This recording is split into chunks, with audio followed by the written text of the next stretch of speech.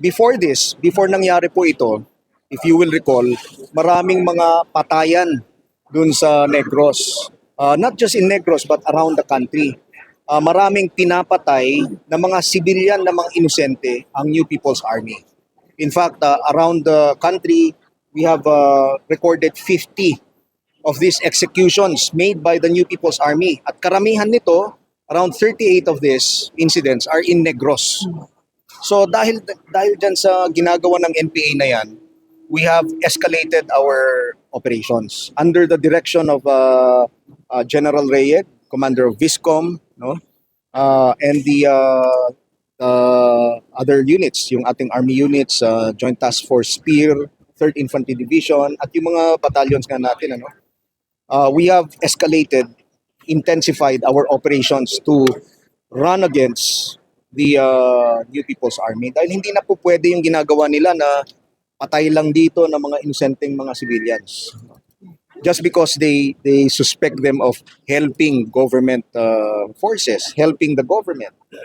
Spy tagging ang tawag namin dyan dahil they believe that itong mga inosenteng mga civilians na ito are spies for the government, pinapatay nila. No, hindi pwede yun, no? Those are human rights violations. Alam nyo, madaling sabihin yon, outreach program, teach-ins, etc. But the evidence is there. All of them are armed. Pati si Alyssa Alano na sinasabing inosenteng estudyante, hindi. No? If she is innocent and she has no intentions of joining the armed group, then bakit nung nakita siya, naka-rig siya, combat rig, no? Yung vest, kung saan may mga, nandito yung mga magazines. She was armed. She was fighting. Kitang-kita ng mga sundalo natin na lumalaban sila. No? So, unlike dun sa case ni Chantal na nahuli sa Mindoro, no? Nung nakita siya ng mga tropa, hindi siya lumalaban. Yung armas niya ay malayo sa kanya. So what did we do? We took her into our custody. We gave her the proper medical attention, and tinawag pa natin yung kanyang mga magulang.